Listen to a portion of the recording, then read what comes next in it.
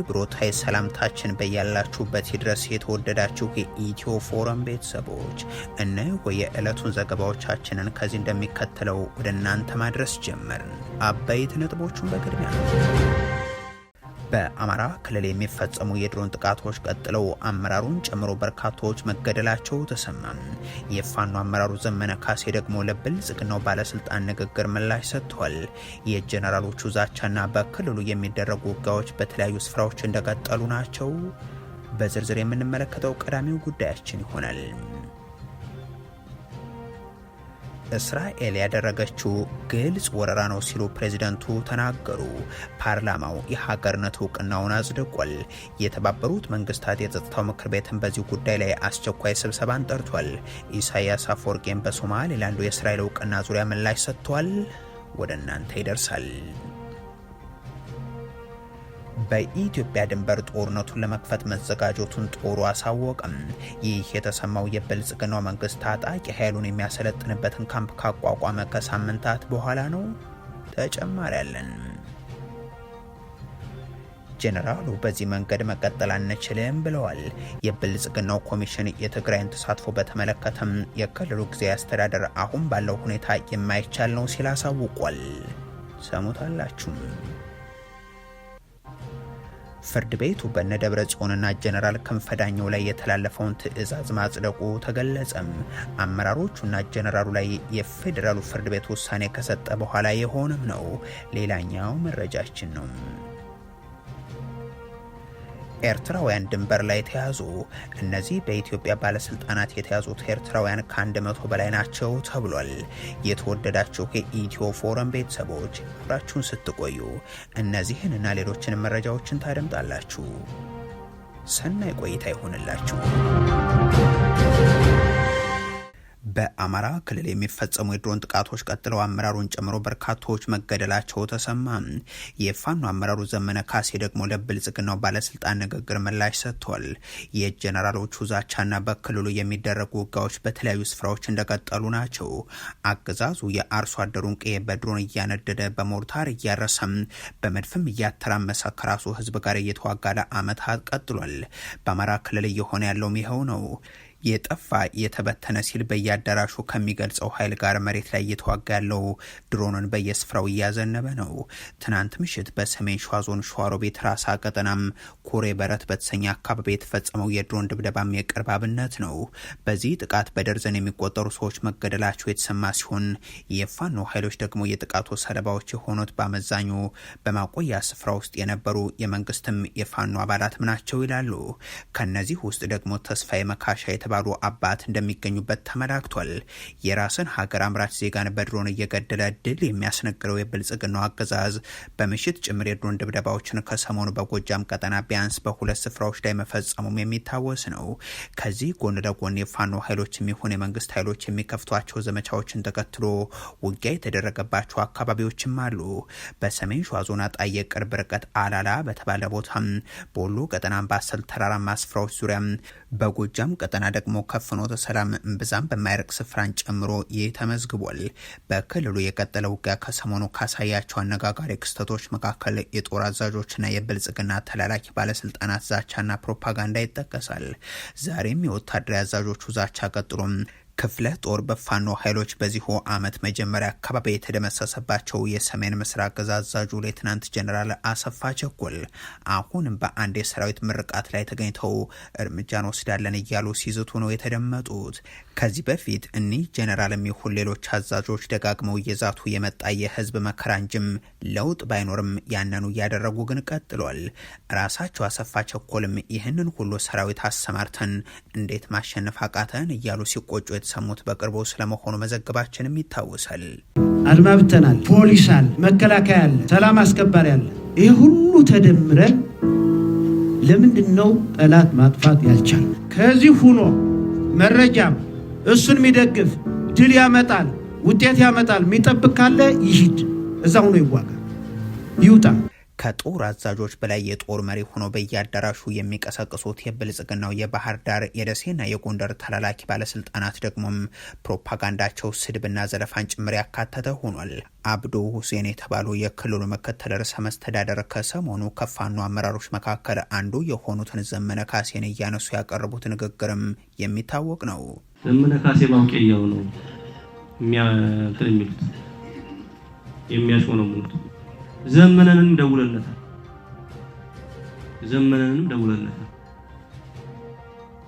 ያስቸገረን ነገር ምንድነው? ጥላውንም ያለው ያው ፈሪ ነው ሳልኳችሁ ባህር ዳርን አላለቀም እያልኳችሁ ነው።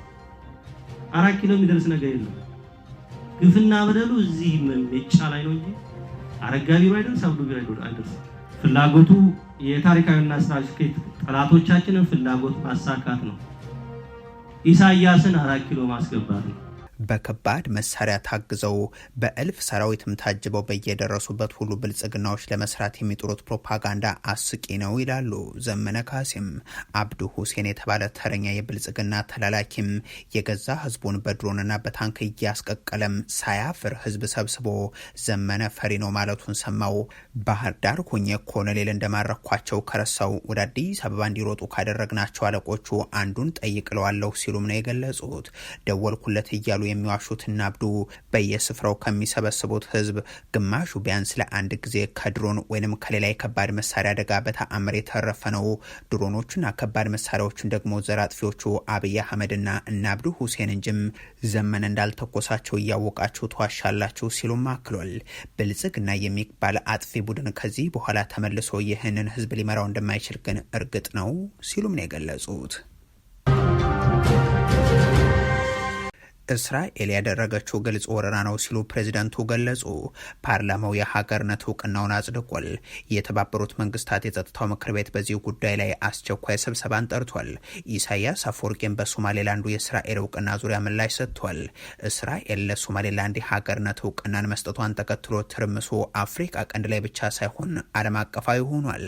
እስካሁን የእስራኤል መንግስትን ውሳኔ በተመለከተ ድጋፉን የሰጠ አካል የለም። ውግዘቱ ግን ከየአቅጣጫው እየተሰነዘረ ይገኛል።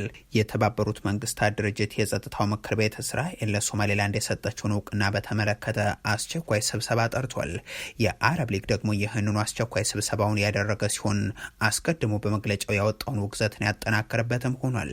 በዚህ ጉዳይ ላይ ምላሻቸው ይጠበቁ የነበሩት ሀገራት ደግሞ ኢትዮጵያና ኤርትራ ናቸው። አዛዡን የተባበሩት አረብ ኤምሬቶችን እየተጠባበቀ የሚመስለው ብልጽግና በጉዳዩ ዙሪያ አሁንም ያለው ነገር የለም።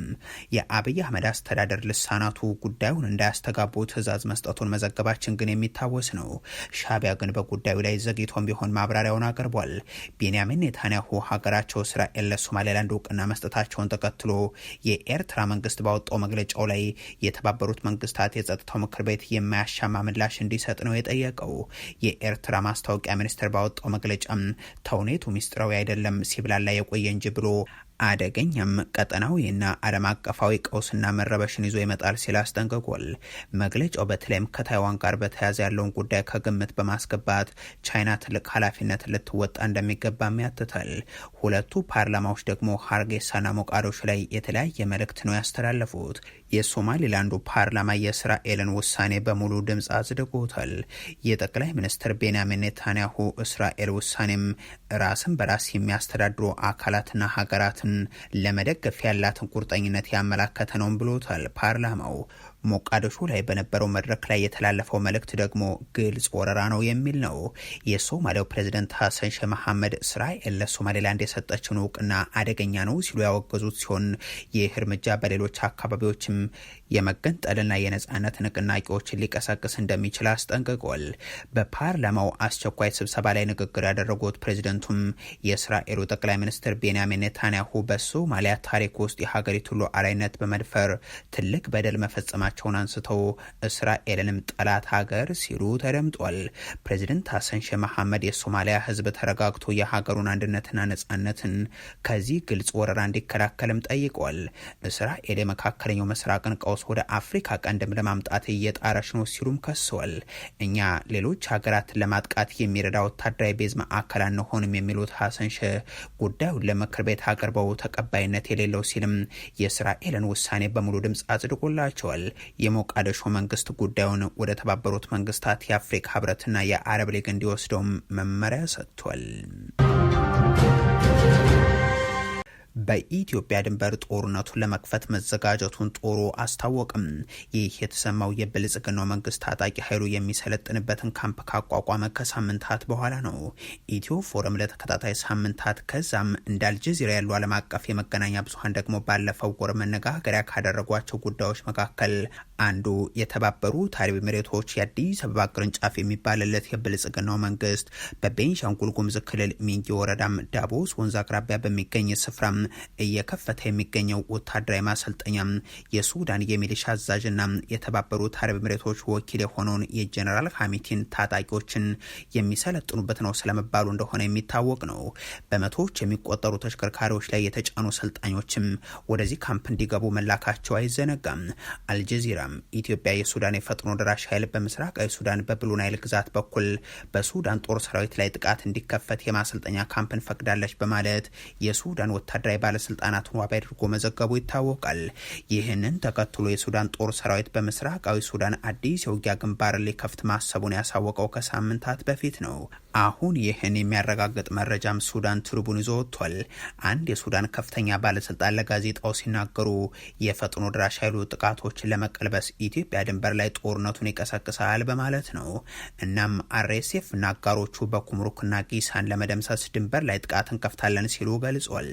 የኢትዮጵያ መንግስት በአራት የድንበር አካባቢዎች ላይ ለፈጥኖ ደራሽ ሚሊሻው በር ከፍቷል ያሉት የሀገሪቱ ባለስልጣን የሁለቱ ሀገራት የጥቁር አባይ ግዛት የድንበር አካባቢም በቅርቡ የጦርነት ቀጠና ይሆናል ሲሉም ተናግሯል።